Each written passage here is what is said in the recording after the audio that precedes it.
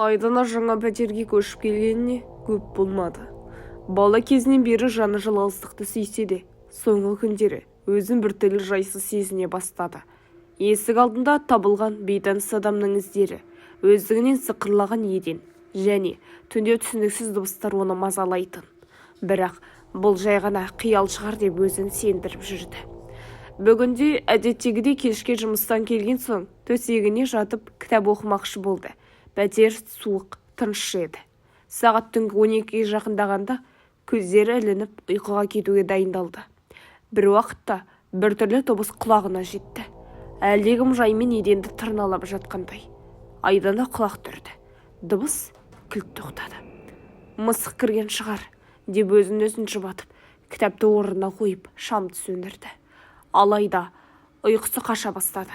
Бірнеше минут өтті. Тағы да әлгі тырналаған дыбыс естілді.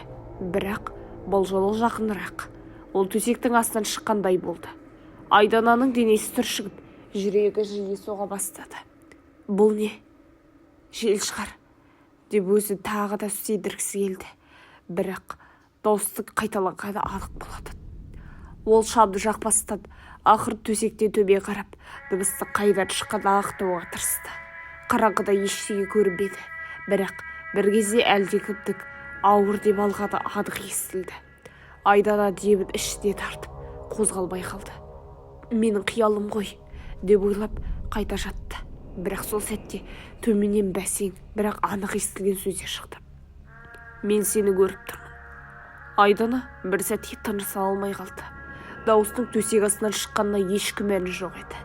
Қорқыныштан денесі дірілдеп, қолындағы телефонын ұстап, жарығын жақып, төмен қарауға тырысты. Бірақ кенет төсек қозғалып кетті. Әлдебіреу оның астында жатқандай сезілді. Ол телефонның жарығымен төсек астына қарады. Сол сәтте қараңғыда екі жарқыраған көзді көрді. Айдана шошып кері шегінді. Бірақ әлгі жан көзін алмай сыбырлап күле бастады. Қашып үлгермейсің. Айдана бар күшімен бөлмеден шығып, есікті тарс жауып, көршілерді көмекке шақырды. Бірнеше минуттан соң көршілері келіп, есікті ашқанда бөлме бос болатын.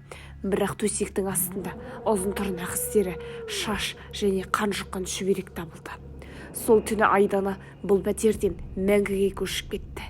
Кейін бұл үйде бұрын жоғалып кеткен бір баланың тұрғанын, бірақ бір күні төсек астынан өлі табылғанын естіді. Бірақ ол құпияның шешімі әлі күнге дейін табылмады.